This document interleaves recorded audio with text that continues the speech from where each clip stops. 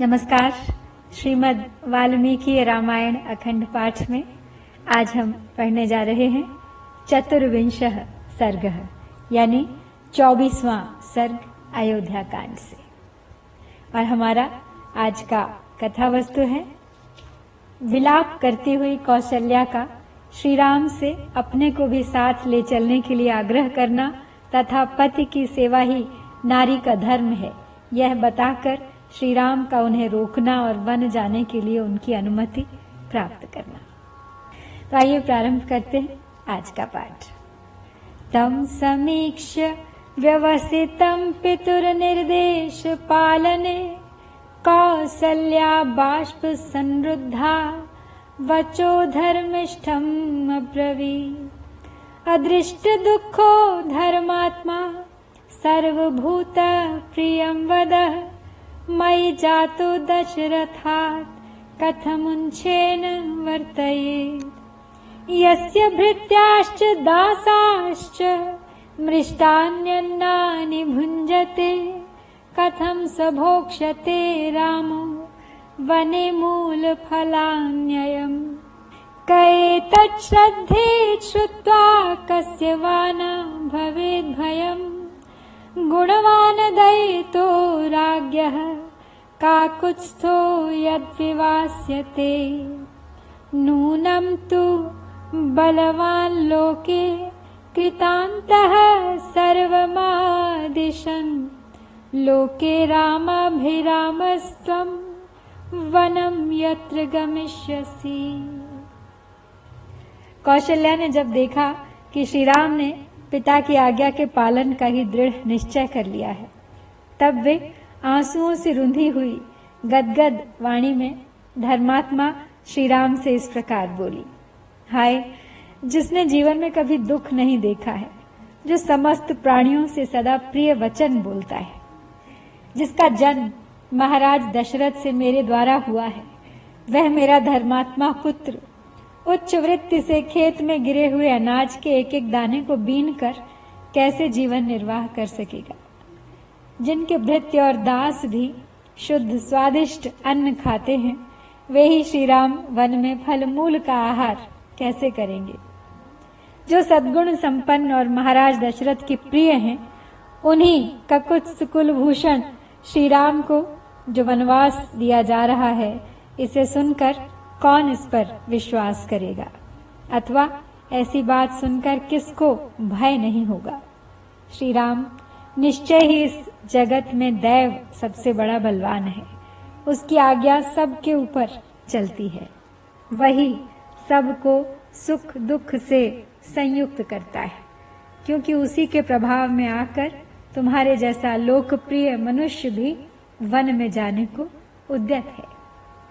अयं तु मामात्मभवस्तवादर्शन मारुतः विलाप दुःख समिधो रुदिताश्रुताहुतिः। चिन्ता बाष्प महाधूमस्तवागमन चिन्तजः कर्षयित्वाधिकं पुत्र निःश्वासायास संभवः। त्वया विहीनामिह मां शोकाग्निरतुलो महान् प्रधक्ष्यति यथा कक्ष्यं चित्रभानुर्हिमात्यये। कथं हि धेनुः स्वं वत्सं गच्छन्तम् अनुगच्छति अहं त्वानुगमिष्यामि यत्र वत्स गमिष्यसि। यथा निगतितं मात्रा तद्वाक्यं पुरुषर्षभः श्रुत्वा रामो अब्रवीत् वाक्यं मातरं भृशदुःखिता। माँ नहीं चाहती कि श्री राम वन में जाएं, हर प्रयत्न कर रही हैं उन्हें रोकने का। तो कहती हैं, परंतु बेटा तुमसे बिछुड़ जाने पर यहाँ मुझे शोक की अनुपम एवं बहुत बढ़ी हुई आग उसी तरह जलाकर भस्म कर डालेगी, जैसे ग्रीष्म ऋतु में दावा नल सूखी लकड़ियों और घास फूस को जला डालता है। शोक की यह आग मेरे अपने ही मन में प्रकट हुई है। तुम्हें न देख पाने की संभावना ही वायु बनकर इस अग्नि को उद्दीप्त कर रही है। विलाप जनित दुख ही इसमें ईंधन का काम कर रहे हैं। रोने से जो अश्रुपात होते हैं वे ही मानो इसमें दी हुई घी की आहुति हैं। चिंता के कारण जो गरम गरम उच्छ्वास उठ रहा है वही इसका महान धूम है। तुम दूर देश में जाकर फिर किस तरह आओगे? इस प्रकार की चिंता ही इस शोकाग्नि को जन्म दे रही है। सांस लेने का जो प्रयत्न है उसी से इस आग की प्रतिक्षण वृद्धि हो रही है। तुम ही इसे बुझाने के लिए जल हो। तुम्हारे बिना यह आग मुझे और भी अधिक सुखाकर जला डालेगी। हे वत्स, धेनु यानी गाय आगे आगे जाते हुए अपने बछड़े के पीछे पीछे कैसे चलती चली जाती है, उसी प्रकार मैं भी तुम जहां भी जाओगे तुम्हारे पीछे पीछे चली चलूंगी। तो माता कौशल्या ने जैसे जो कुछ कहा उस वचन को सुनकर पुरुषोत्तम श्री राम ने अत्यंत दुख में डूबी हुई अपनी मां से पुनः इस प्रकार कहा। कैकेय्या वंचितो राजा मयि चारण्यमाश्रिते भवत्या च परित्यक्तो न नूनं वर्तयिष्यति। भर्तुः किल परित्यागो नृशंसः केवलं स्त्रियाः सा भवत्या न कर्तव्यो मनसापि विगर्हितः। यावज्जीवति काकुत्स्थः पिता मे जगति पतिः शुश्रूषा क्रियतां तावत् स हि धर्मः सनातनः। एवमुक्ता तु रामेण कौसल्या शुभदर्शना तथेत्युवाच सुप्रीता राममक्लिष्टकारिणम्। एवमुक्तस्तु वचनं रामो धर्मभृतां वरः भूयस्तामब्रवीत् वाक्यं मातरं हृषदुःखिताम्। तो अपनी माँ को अब समझाते हुए कह रहे हैं राम कि माँ, कैकेयी ने राजा के साथ धोखा किया है। इधर मैं वन को चला जा रहा हूँ। इस दशा में यदि तुम भी उनका परित्याग कर दोगी तो निश्चय ही वे जीवित नहीं रह सकेंगे। पति का परित्याग नारी के लिए बड़ा ही क्रूरतापूर्ण कर्म है। सत्पुरुषों ने इसकी बड़ी निंदा की है। अतः तुम्हें तो ऐसी बात कभी मन में भी नहीं लानी चाहिए। मेरे पिता ककुत्स सुकुल भूषण महाराज दशरथ जब तक जीवित हैं तब तक तुम उनकी सेवा करो। पति की सेवा ही स्त्री के लिए सनातन धर्म है। श्री राम के ऐसा कहने पर शुभ कर्मों पर दृष्टि रखने वाली देवी कौशल्या ने अत्यंत प्रसन्न होकर अनायास ही महान कर्म करने वाले श्री राम से कहा, अच्छा बेटा, ठीक है, जैसा तुम कहते हो मैं वैसा ही करूंगी। तो मां के इस प्रकार स्वीकृति सूचक बात कहने पर धर्मात्माओं में श्रेष्ठ श्री राम ने अत्यंत दुख में पड़ी हुई अपनी माता से पुनः इस प्रकार कहा, मया चैव भवत्या च कर्तव्यं वचनं पितुः राजा भर्ता गुरुः श्रेष्ठः सर्वेषामीश्वरः प्रभुः। इमानि तु महारण्ये विहृत्य नवपञ्च च वर्षाणि परं प्रीत्या स्थास्यामि वचने तव। एवमुक्ता प्रियं पुत्रं बाष्पपूर्णानना तदा उवाच परमार्था तु कौसल्या सुतवत्सला। आसां राम सपत्नीनां वस्तुं मध्ये न मे क्षमं नयमामपि काकुत्स्थवनं वन्यां मृगीमिव। यदि ते गमने बुद्धिः कृता पितरपेक्षया तां तथा रुदतीं रामो रुदन् वचनमब्रवीत्।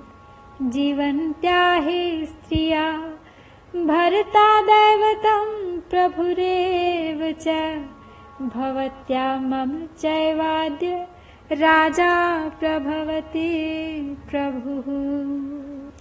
हे माँ, पिताजी की आज्ञा का पालन करना मेरा और तुम्हारा दोनों का कर्तव्य है, क्योंकि राजा हम सब लोगों के स्वामी, श्रेष्ठ गुरु, ईश्वर एवं प्रभु हैं।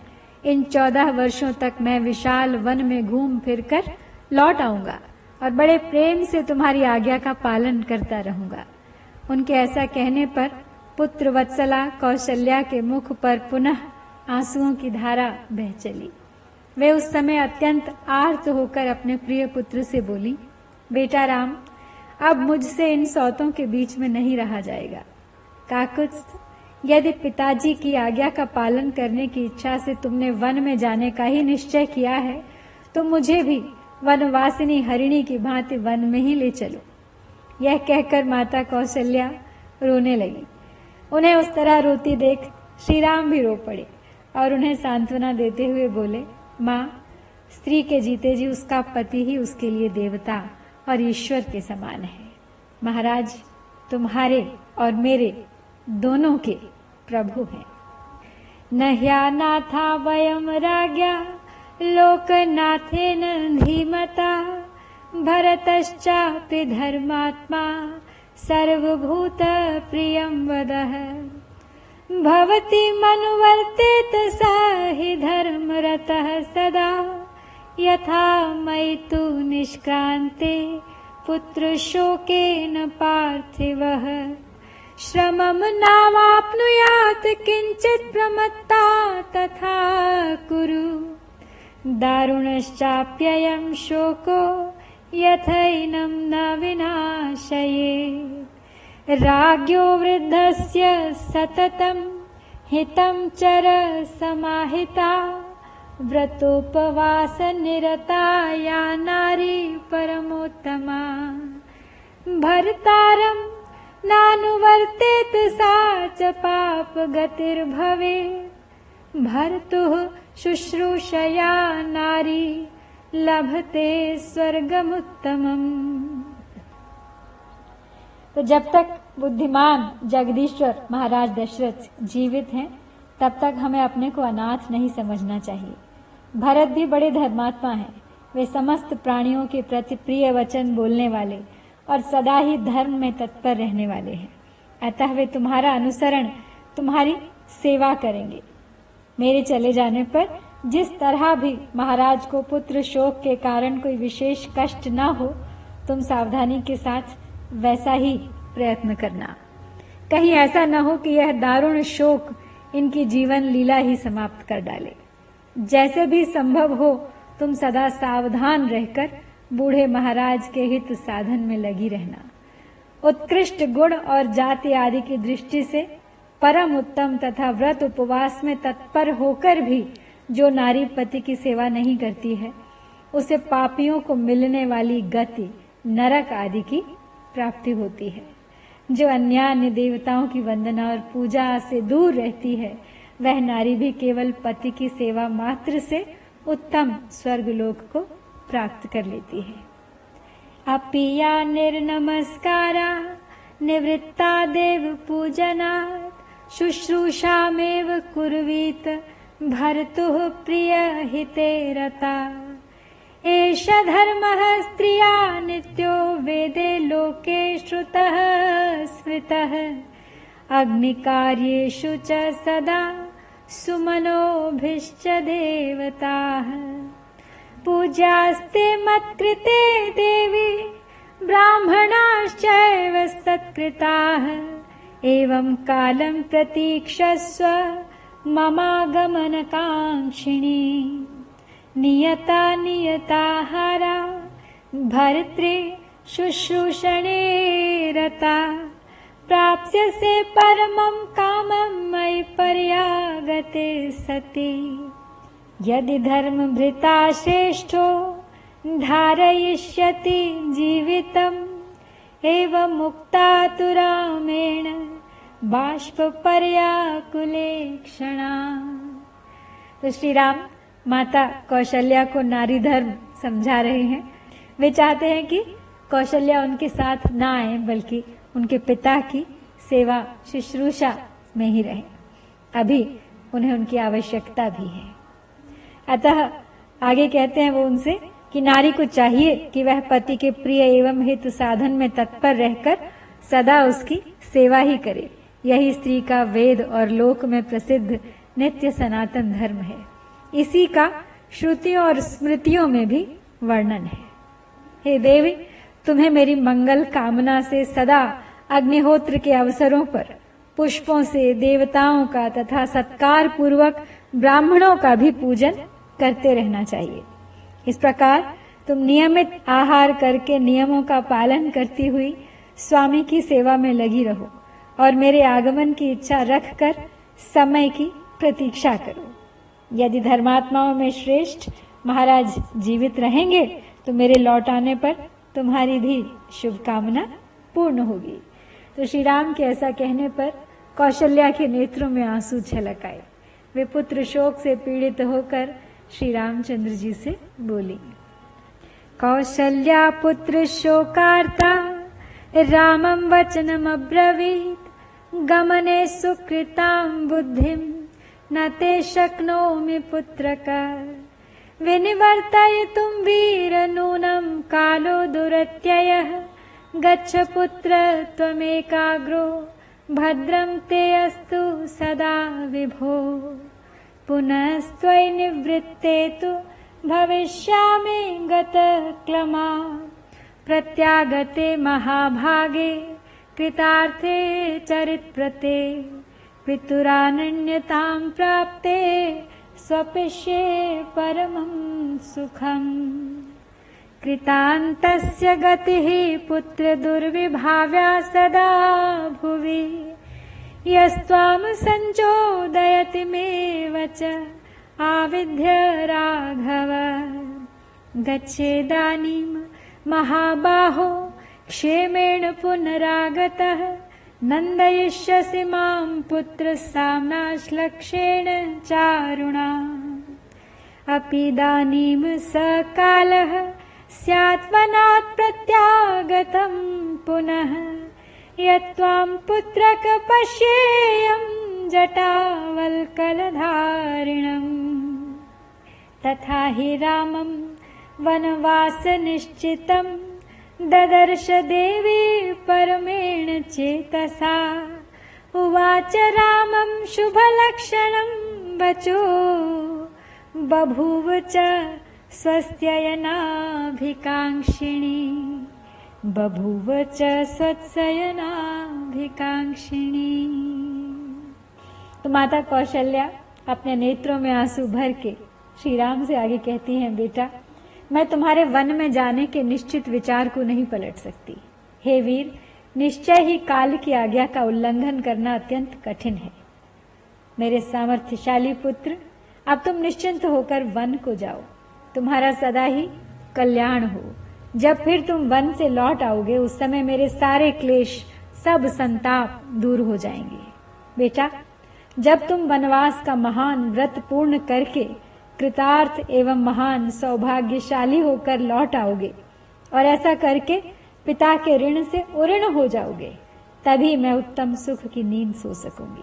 बेटा रघुनंदन, इस भूतल पर दैव की गति को समझना बहुत ही कठिन है, जो मेरी बात काट कर तुम्हें वन जाने के लिए प्रेरित कर रहा है। बेटा महाबाहो, इस समय जाओ, फिर कुशल पूर्वक लौटकर सांत्वना भरे मधुर एवं मनोहर वचनों से मुझे आनंदित करना। वत्स, क्या वह समय अभी आ सकता है जबकि जटावल्कल धारण किए वन से लौटकर आए हुए तुमको फिर देख सकूंगी? देवी कौशल्या ने जब देखा कि इस प्रकार श्री राम वनवास का दृढ़ निश्चय कर चुके हैं, तब वे परम आदर युक्त हृदय से उनको शुभ सूचक आशीर्वाद देने और उनके लिए स्वस्थ वाचन कराने की इच्छा करने लगी। तो इस प्रकार यहाँ हमने श्री वाल्मीकि निर्मित आर्ष रामायण आदि काव्य के अयोध्या कांड से 24वां सर्ग पूरा किया है। इत्यार्षे श्रीमद् रामायणे वाल्मीकिये आदि काव्ये अयोध्या कांडे 24वां सर्ग। ओम श्री सीतारामचंद्राभ्याम नमः।